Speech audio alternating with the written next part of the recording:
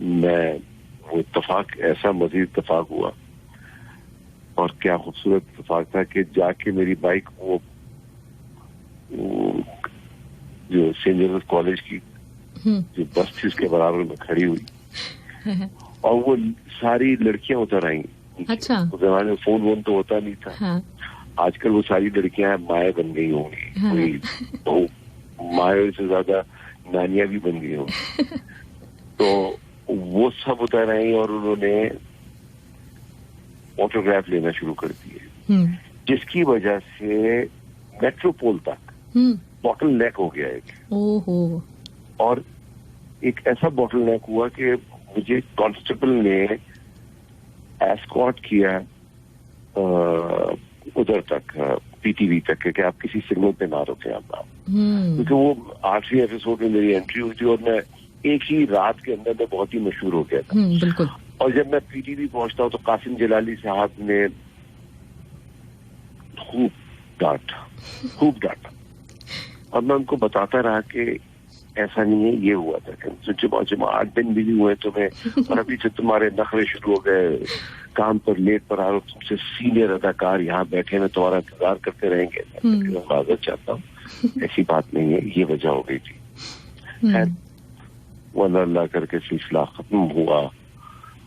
उसके बाद जब ये ड्रामा खत्म हुआ तो एक हमारा सीन था, बकाई मेडिकल कॉलेज उस वक्त नया शुरू हुआ था, तो वहां हमारा एक सीन था और वो हम कोई सुबह 10 बजे गए हैं और हम कोई 4-5 बजे तक वो सीन नहीं कर पाए क्योंकि वो रश इतना हो गया था। और मतलब ही मुझ जैसे इंसान को देखने के लिए इतना रश हो जाए, ये बड़ी बात है। और मिलने के लिए, और वो भी खवातीन का, तो आप सोचिए मैं किस आलम में होऊंगा उसको। आप ये सोचिए कौन कासिम जलाली, कौन क्या। तो वो वाला। फिर उन्होंने मुझसे आके कहा कि यार ये क्या हो गया है, तो भाई हम तो यहाँ शूट नहीं कर सकते। तो वो इतवार के रोज जाके फिर हमें वो शूट करना पड़ा क्योंकि जिस दिन छुट्टी होगी कॉलेज की।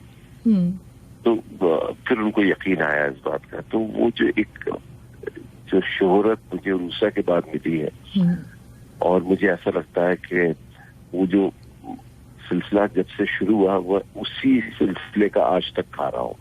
बिल्कुल सर, वाकई बहुत ज़्यादा शोहरत और आप डिजर्व करते हैं इस चीज़ को। अच्छा, मैं हमेशा से आपको फॉलो करती आ रही हूँ, इंस्टा पे भी मैंने आपको फॉलो किया हुआ, आपकी तकरीबन जितनी भी आप लाइव आते हैं, वीडियोस होती हैं, उनको देख रही होती हूँ। तो एक जो चीज़ आप में दूसरों के मुकाबले में ज़्यादा नजर आती है वो आपकी आदजी इनकसारी है। अभी आप तालीम के बारे में भी कह रहे थे, तो आपने माशाल्लाह से MBA किया हुआ है, लेकिन लोग समझ रहे होंगे कि पता नहीं कुछ पढ़ा ही नहीं है।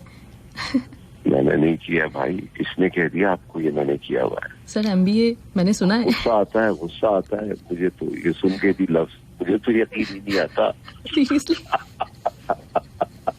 अच्छा। मगर इनकसारी जो है ना, ये बहुत जरूरी है। ये बहुत जरूरी है। उसकी रीजन ये है कि जितना भी फल झुकाव होता है वो उतना ही ज्यादा एक फल आप तोड़ने में भी आसानी होगी आपको। और जो दरख्त के अंदर आपने हमेशा देखा होंगे फल नीचे की तरफ झुके हुए होते हैं, तो वो अच्छी चीज है। और ये मैंने, आप यकीन माने, ये बात सीखी है मैंने सचिन तेंदुलकर से। अच्छा। उनके जब वो रिटायर हो रहे थे तो उनका एक इंटरव्यू आया, और अगर आपको याद हो कि उनको जब सेंड ऑफ किया जा रहा था, वो ग्राउंड में आया तो उनकी बेगम साहिबा भी थी, उनके बच्चे भी थे, और उन्होंने अपनी एक बात शेयर की। और उन्होंने कहा कि तुम्हारा करियर कितने अरसे के लिए होगा? 1 साल, 10 साल, 15 साल, 20 साल, 25 साल max. Eventually this will go away. But the only thing which will be with you, your humility. वो तुमसे कोई नहीं छीन सकता। So be humble, be nice to people. तो वो मुझे बात बड़ी दिल को लगी। मैंने कहा यार बात कितनी सच है यार, ये कि मैं आज हीरो आ रहा हूँ या हीरो आ रहा था या फिर हीरो का बाप बन गया या बाप बन रहा था, दादा बन गया, तो ये जो सिलसिला है ये छिनता जा रहा है मुझसे। अब वो दूसरी बात है कि इस उम्र में भी आके मेरे पास तुम जैसे ड्रामे हिट हो जाए या ये दिल मेरा हिट हो जाए, वो ये तो अल्लाह ताला का कमाल है। बट व्हाट आई फील कि अब नए बच्चे भी आ गए, नए लड़के भी आ गए, ठीक है, जो इतनी आसानी से मैं उनको जगह लेने नहीं दूंगा, मगर फिर आ गए, इसकी कोई बात नहीं है, मगर वो हैं and they are very talented. उसके बावजूद भी अगर ये आपको इज्जत मिल रही है, बहुत बड़ी बात। तो ये हर चीज आपसे छिनती जा रही है। एक चीज आपसे कोई नहीं ले सकता, वो आपका मिजाज, आपका इखलाक। वो अच्छा रहेगा ना, अल्लाह ताला खुद ही रास्ते बनाएंगे। बिल्कुल सही बात है जी। अच्छा सर, आपका मतलब फेस अगर देखा जाए तो बहुत क्यूट से, बहुत ही मासूम सी एक चीज है जो आपके चेहरे पे है, इसके बावजूद भी आपने खा के आई थी आज आप? अरे है ना मान लीजिए। मुझे आप शुरू से बहुत अच्छे लगते हैं, तो तारीफें तो बनती हैं जो हमेशा, क्योंकि आज मुझे पहला मौका मिल रहा है आपसे बात करने का। जी। और उम्मीद है आखिरी नहीं होगा। उम्मीद करता हूँ। बिल्कुल सर। तो आपने अपने करियर में कुछ जो ड्रामे किए हैं, जैसे मुझे आपका मेरे हमदम मेरे दोस्त, वो मुझे लगता है परफेक्ट है आपके लिए, बहुत अच्छा रोल था आपका। आप यकीन माने कि आपने मेरे मुंह की बात छीन दी। मेरा भी पसंदीदा ड्रामों में से एक ड्रामा है वो। मतलब मैं ये कह सकता हूँ सफ़े अव्वल का ही ड्रामा होगा वो मेरा, मगर मैं अपने सफ़े अव्वल को ड्रामे को सही कहता हूँ, क्योंकि उसकी वजह से सारे ये ड्रामे मिले हैं मुझे। तो मुझे याद है हैदर मसूद का जो किरदार था जो मैंने उसके अंदर किया, उसके अंदर देखिए उर्दू भी गलत हो रही, उसमें किया, तो उसके लिए मुझे बड़ी बड़ी पजीराई मिली। बहुत मुझे लोगों ने कहा कि आप क्या ऐसे हैं, आप ऐसे ही होंगे, आप क्यों नहीं होंगे। मगर जो बेस्ट मुझे जो कॉम्प्लीमेंट मिला उसके लिए, तो मेरी हमारे पड़ोस मुल्क से भी बहुत ही एक अच्छी मेरी एक फैन फॉलोइंग है। बिल्कुल। तो मुझे भारत से एक खातून ने एक मैसेज किया कि मुझे अभी तक उनके जुमले याद हैं कि अदनान जी, क्या हैदर मसूद जैसे लोग इस दुनिया में एग्जिस्ट करते हैं?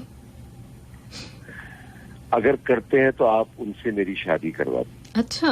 और अगर वो नहीं मिल रहे हैं हाँ। तो आप राजी हो जाए शादी के लिए। अच्छा। तो वो वाकई एक बहुत ही परफेक्ट कैरेक्टर था किसी भी खातून के लिए। मतलब वो एक कोई भी खातून इसी किस्म के मर्द को ढूंढती है, वो यही खूबियां ढूंढती है उस मर्द के अंदर, और वो समझ लीजिए जैसे कतर में गैस बहुत है ना, उसके अंदर ये सारी खूबियां बहुत भरी हैं। बिल्कुल। मेरा अपना बड़ा फेवरेट किरदार है वो, मैंने कहानी भी पढ़ी थी और फिर आपने जो परफॉर्म किया है तो बिल्कुल इंसाफ किया आपने उसके साथ। अच्छा, इससे ही मुझे याद आया, तो मैं आपसे पूछती हूँ कि राइटर्स इस वक्त माशाल्लाह से पाकिस्तान में बड़े ज़बरदस्त राइटर्स हैं जो ड्रामा लिखते हैं। आपका अपना फेवरेट राइटर कौन है इस वक्त, या कुछ राइटर्स? देखिए ना, राइटर्स तो बहुत सारे हैं। एक जमाने में उमैरा अहमद हुआ करती थी, अब मुझे नहीं दिखाई में इतना मजा आता। फरज इश्तियाक साहब हैं, आफरीदी साहब हैं, नदीम साहब हैं, बहुत अच्छा लिखते हैं, खलील साहब कमाल लिखते हैं। तो बहुत सारे राइटर्स हैं, ऐसी बात नहीं है। देखिए, राइटर सारे तकरीबन अच्छे ही होते हैं। डायरेक्टर क्या मिलता है उनको, डायरेक्टर कैसे उसको मोल्ड करता है, वो बहुत जरूरी है। अच्छा, सही। अच्छा, मेरे पास एक सवाल भी आया हुआ इसी हवाले से, सॉरी मैं आपको काट रही हूँ, कि अगर कोई ड्रामा कामयाब होता है तो उसमें जो एक टीम वर्क होता है पूरा, अगर आपसे ये कहा जाए कि राइटर, डायरेक्टर, एक्टर में से आप उसको कुछ परसेंटेज के हिसाब से डिवाइड करें तो कैसे करेंगे? कितना परसेंट किसको देंगे? तो अगर मैं समझ लीजिए कि 50% तो डायरेक्ट में दे दूंगा राइटिंग को, क्योंकि लिखाई जो होती है वो होती है आपकी बैकबोन, उसमें से मैं 40% दे देता हूँ डायरेक्टर को, फिर बाकी बचे 10% उसमें हम कहीं आ जाते हैं। अच्छा, सही। अच्छा, ये भी आपके हमनामे अदनान इन्होंने सवाल किया था। बिल्कुल सही सवाल किया था इन्होंने। अच्छा, एक नौमान अजीज साहब का मेरे पास सवाल है, या आप ये कह लें आपके लिए एक कॉम्प्लीमेंट है, कि इन्होंने कहा है कि मुझे शहवार से नफरत है but I love Adnan Siddiqui. नहीं, शहवार से आप नफरत क्यों कर रहे हैं? पहले तो ये उनसे सवाल कीजिए, इसका जवाब आएगा तो फिर मैं इसका जवाब दूंगा। बिल्कुल वो इस काबिल नहीं है कि आप उससे नफरत करें। अच्छा, आप उस कैरेक्टर को जस्टिफाई करते हैं किस तरह? बिल्कुल बिल्कुल, मैं उस कैरेक्टर को मैं विलेन मानता ही नहीं। अच्छा, हाँ, मैं बिल्कुल नहीं मानता। आप मैंने देखे, मुझे ऐसा लगता है कि उस शख्स ने कभी भी झूठ नहीं बोला। यानी शहवाद ने महविश से या किसी भी खातून से झूठ नहीं बोला होगा। उसने नंबर 1 कभी भी ये डिनाई नहीं किया कि वो शादीशुदा नहीं है। Is it clear? ऐसी करते ना टीचर। हाँ, क्लियर सर। तो वो शादीशुदा था, वो कहता था मैं शादीशुदा हूँ। उसने महविश से कभी भी नहीं कहा कि मैं तुमसे शादी नहीं करूंगा। उसने थोड़ा वक्त मांगा था बस। उसने महविश के साथ शादी करनी चाहा। अब बीवी उसकी अगर आ गई उस मौके पर, उसमें उसकी क्या गलती है? ठीक है, वो झूठ तो नहीं बोल रहा। हाँ, नहीं, बिल्कुल ये बात तो सही है आपकी, बिल्कुल मैं समझ गई आपका पॉइंट। अबे Mahvish, she had a choice. हाँ, उसको तो उसने कभी भी झूठ नहीं बोला। उसने तो ये कहा कि भाई मेरी अनबन है, और वो उसके साथ फिर भी रजामंद थी। बिल्कुल। अब वो एक चामर जरूर था, नो डाउट अबाउट दैट, कि उसका एक अंदाज़ बयां एक डिफरेंट अंदाज से होता था वो। मतलब मैंने जिंदगी में आज तक टेलीफोन कॉल्स हमारे यहाँ जब ड्रामे में होती है ना, वो सिर्फ एक फिलर के तौर पर होती है। इस सीन को फिल कर दिया जाए कि चलो भाई दौरानिया कम पड़ रहा है तो चलो टेलीफोन कॉल डाल दो, पड़ जाएगा। बकायदा ये टेलीफोन कॉल्स नहीं थी जो मेरी उसके साथ थी, ये बकायदा एक रोमांटिक कॉल्स थी। अच्छा। जो बकायदा सीन के तौर पे थी। अगर आप देखें मेरी कितनी फोन कॉल्स हैं महविश के साथ, और उसके अंदर बकायदा वो एक उसको चार्म कर रहा है और उससे वो अपने ख्यालात का इजहार कर रहा है। उससे वो, और वो उसको एंजॉय कर रही है उन बातों को। बिल्कुल। तो वो बकायदा एक सीन थे मेरे, बकायदा लंबे लंबे फोन कॉल्स थी मेरी, मुझे याद भी नहीं होती थी। और मुझे एकदम उरूसा वाला दौर याद आ गया, क्योंकि मेरा एक ये वाहिद ड्रामा है शायद जो मुझे याद करने में बड़ी प्रॉब्लम हुई थी। हाँ, इसके डायलॉग्स बहुत कमाल के थे।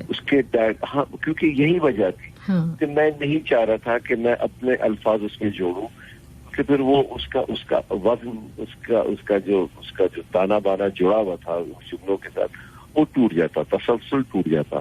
तो जिस अंदाज से, जिस तरीके से खलील साहब ने लिखे थे, मैंने बिल्कुल वही कार्बन कॉपी, वही जुमले बोले। मैंने कोई भी अपने एक जुमला नहीं लगाया, एक लफ्ज नहीं लगाया, और ना मेरे डायरेक्टर ने मुझे इसकी इजाजत दी। कभी कभी डायरेक्टर इजाजत दे देता है, अगर राइटर नहीं मान रहा होता तो एक डायरेक्टर के पास एक लीवर होता है कि वो कहता है हाँ चलो एड लिप कर लो। उन्होंने भी नहीं दी, क्योंकि उनको भी, माशाल्लाह नदीम बेग साहब एक बहुत ज़हीन डायरेक्टर है, तो उनको भी अंदाजा था कि अगर एक जुमला भी इसमें जोड़ा गया तो उसका वजन खत्म हो जाएगा। सही, बिल्कुल सही। तो सर ये नेगेटिव रोल करते हुए नहीं चले, आप उसकी नहीं बात करते हम। अच्छा, माजर चाहता हूँ, खुददार आदमी भी था वो। हाँ, बिल्कुल। उसने चला गया वो। बिल्कुल वो चला गया। उसकी बीवी ने जबकि उसको कहा कि भाई तुम्हें तुम्हारा स्टेटस मिल जाएगा, हर चीज मिल जाएगी तुमको, गाड़ी मिल जाएगी, सिर्फ माफी नहीं मिलेगी तुम्हें। मुझे नहीं चाहिए यार, मैं जा रहा हूँ, खुदा हाफिज। और आखिर वक्त में उसने कहा भी अपने, मतलब अगर आप, नहीं बिल्कुल याद है, वो याद है, बिल्कुल याद है। तो उसने कहा कि जब वो कहती कि उसने अपनी बीवी से कहा कि मैंने तुम्हारे साथ बहुत बुरा किया, मुझे इसके लिए माफ कर देना। हाँ। वो कहती तुमने सिर्फ मेरे साथ नहीं, महविश के साथ भी बुरा किया, हाँ। दानिश के साथ भी बुरा किया। हाँ। वो कहता मैं बिल्कुल नहीं मानूंगा। हाँ। मैं इस बात को बिल्कुल नहीं मानता। बिल्कुल। लड़की की उसको घर से बाहर निकल जाने की ख्वाहिश, उसकी चाहत उसको बर्बाद करती है। बिल्कुल। उसके हद से ज्यादा उसकी ख्वाहिशात उसको बर्बाद करती है। बिल्कुल अंधी होती हैं ये औरतें, अंधों को पार लगाने के बहाने उनके साथ हो जाती हैं। बिल्कुल सही बात है। और अगर कहीं दानिश मिले तो उससे कहिएगा कि वो मेरा शुक्रिया अदा करे, क्योंकि मैंने उससे बताया है कि अगर बीवी के पास दूसरे मर्द का ऑप्शन हो तो शौहर किसी काम का नहीं होता। बिल्कुल, ये जुमला था। सही बात है। बहुत जबरदस्त डायलॉग सर, और बिल्कुल मतलब सही मैसेज था इसके अंदर। जो बड़े अरसे से औरत को मजलूम और सब कुछ दिखाया जा रहा होता था, तो बड़ा अच्छा ड्रामा था। अच्छा सर, चलिए इसकी तो हम, आप इस कैरेक्टर को तो आपने कह दिया कि नहीं ये नेगेटिव नहीं था, लेकिन आगा जान का कैरेक्टर? आगा जान बिल्कुल एक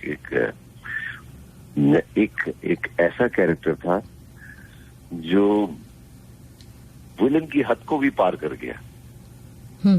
और मगर वो भी एक इंसान था।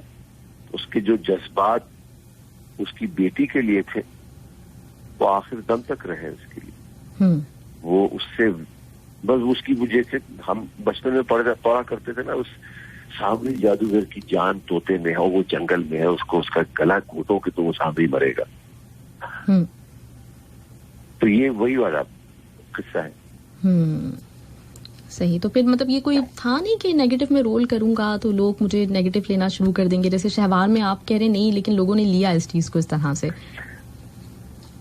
नहीं, मैं इस चीज को नहीं मानता कि ये आपके अपने ऊपर होता है कि आप रोल, ऐसा नहीं है कि तारी होता है रोल। और मैं शहवार पे शायद इतना डिस्टर्ब नहीं हुआ था, मगर ये दिल मेरा पे मैं बड़ा डिस्टर्ब था कि मुझे कैसा आदमी यार किसी को मारता जा रहा है यार, ये अपने मिजाज से अगर इसका नहीं मिलता है किसी का मिजाज तो वो मार देता है। यस, मगर ऐसे लोग होते हैं शायद दुनिया में, वो बड़े जालिम होते हैं। उनके अंदर मैं बहुत होती है, उनकी अना के आगे कोई और कोई बोल ले तो बस उनके जो डिसीजन है वो कोई ग्रे एरिया नहीं उनकी जिंदगी में, ब्लैक एंड व्हाइट है। इसी तरीके से वो अपनी फैमिली के लिए जान भी दे देते हैं। बिल्कुल। मतलब वो एक इमेज अपना घर में नहीं रखना चाहते हैं।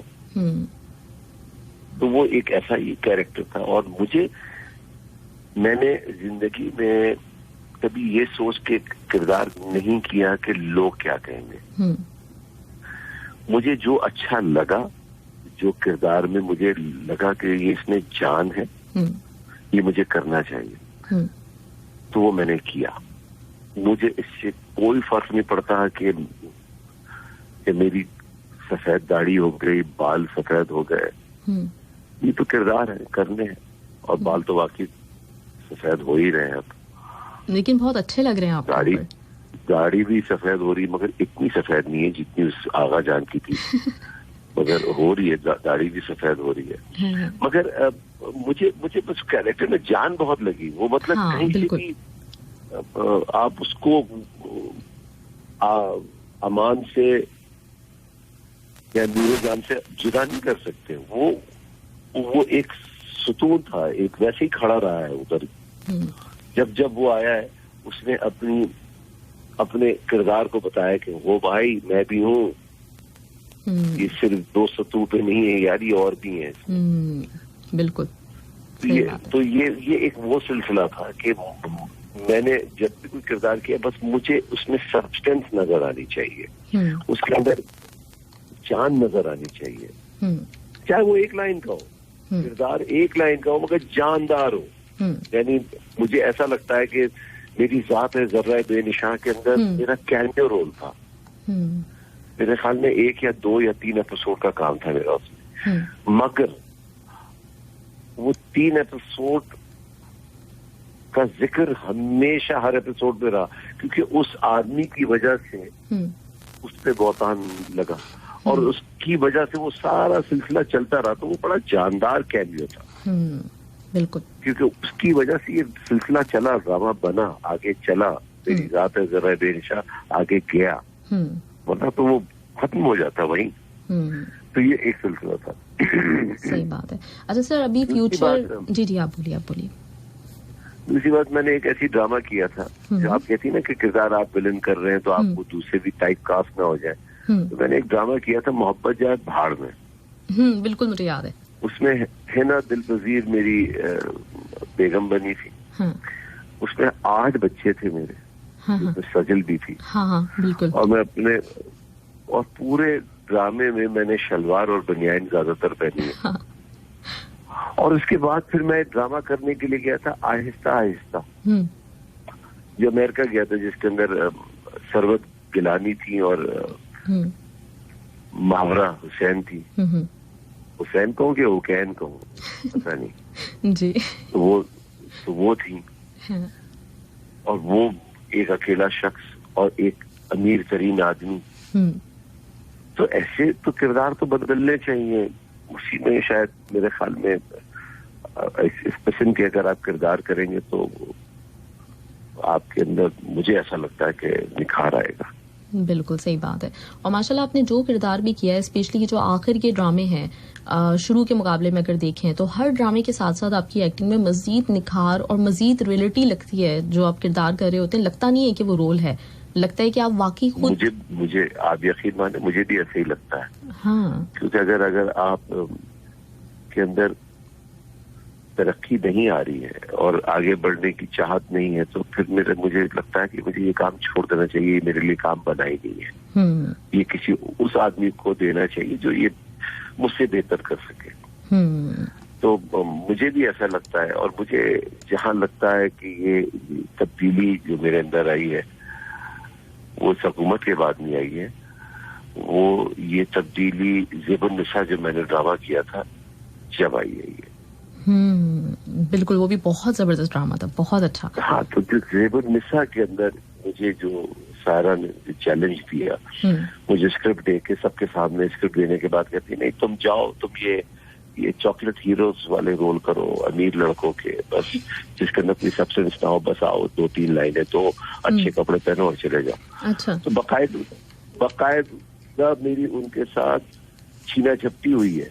वो स्क्रिप्ट वहां से छीन के मैं यहाँ से छीन रहा हूँ। मैंने कहा कोई कर ही नहीं सकता, ये मैं ही करूंगा, ऐसी की तैसी। अच्छा। बेइज्जती भी हो गई थी ना एक। हाँ। आपको कुछ समझ ही नहीं रही है और ऊपर सारे उधर सानिया सईद और सारे एक्टर्स बैठे हुए और आप, मैंने कहा यार ये क्या हो गया। फिर जब वो खत्म हो गया, वो ड्रामा सिलसिला खत्म हुआ, उसके बाद मुझे लोगों ने बड़ी तारीफ की। उन्होंने कहा कि मैं चाहती थी कि ये तुम्हारे अलावा कोई रोल कर ही नहीं सकता था। ये मैंने तुम्हें पहले से दिन से सोचा था। मैं सिर्फ तुम्हें चैलेंज देना चाह रही थी। ग्रेट। और वो तुमने चैलेंज कबूल किया।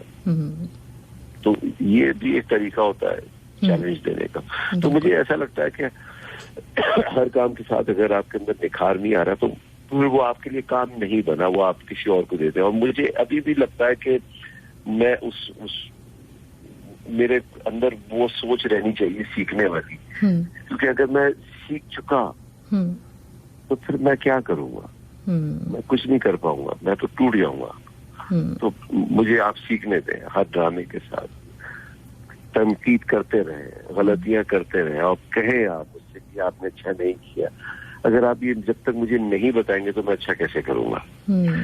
तो ये जरूरी है। इसीलिए मैं समझता हूँ कोई भी रोल बड़ा नहीं होता, छोटा नहीं होता। अदाकार बड़े होते हैं या छोटे होते हैं।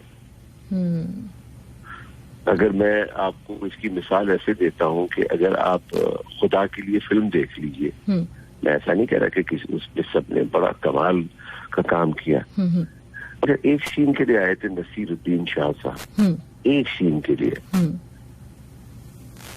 And he made it a point कि यार वो बहुत बड़े अदाकार हैं, और क्या खूबसूरती से उन्होंने वो सीन किया था और क्या इंटेंसिटी के साथ किया था कि वो अब तक मुझे वही सीन याद है, मुझे पूरी खुदा के लिए में बस वही याद रह गया सीन। बिल्कुल, मुझे और कुछ याद ही नहीं है। सही बात है, ये तो है। शान साहब ने भी बड़ी अच्छी अदाकारी की थी इसके अंदर, सबने अच्छी अदाकारी की थी, बट वो एक सीन नशी रह गया। बिल्कुल सही बात है। सर, अभी प्रोडक्शन में कोई फिल्म आने वाली है आपकी प्रोडक्शन में? जनाब शुक्र है यार, लेकिन मैं हमेशा भूल जाता हूँ। मुझे मेरे पार्टनर्स यही कहते हैं कि यार दुनिया प्रमोट कर रही होती है फिल्म को, आप अपनी फिल्म ही नहीं प्रमोट करते यार। तो जनाब मैंने एक फिल्म प्रोड्यूस की है, उसका नाम है दम मस्तम। अच्छा, ग्रेट। और इसकी कास्ट में अशरफ वो हैं जो बेलापुर की डाइन में थी, नाम मुझे एकदम से याद नहीं आ रहा उनका, अगर मैं गलत नहीं। अमर खान, बिल्कुल। अमर खान वो हीरोइन है। और उससे पहले बेलापुर की डाइन देखें, उसका भी कितना बड़ा स्टेप है कि आपका करियर अभी शुरू हुआ है। आपने एक सीरियल किया कुकी लीड, वो भी मेरा सीरियल था, सीरियल एंटरटेनमेंट का। उसके बाद आपने एक डाइन का किरदार कर दिया, ठीक है जनाब, और उसके बाद आप एक हीरोइन का किरदार पे करें। तो ये डाइवर्सिटी होनी चाहिए, आप इसमें डाइवर्सिफाई करें अपने आप को कि आप दूसरे किरदार भी कर सकें। बिल्कुल बिल्कुल। तो ये फिल्म कब तक? बिल्कुल सर, इसका नाम है दम मस्तम। दम मस्तम।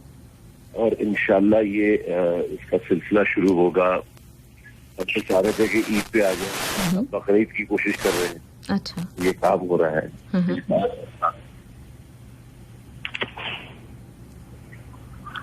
ये हमारा सिलसिला लगा हुआ है।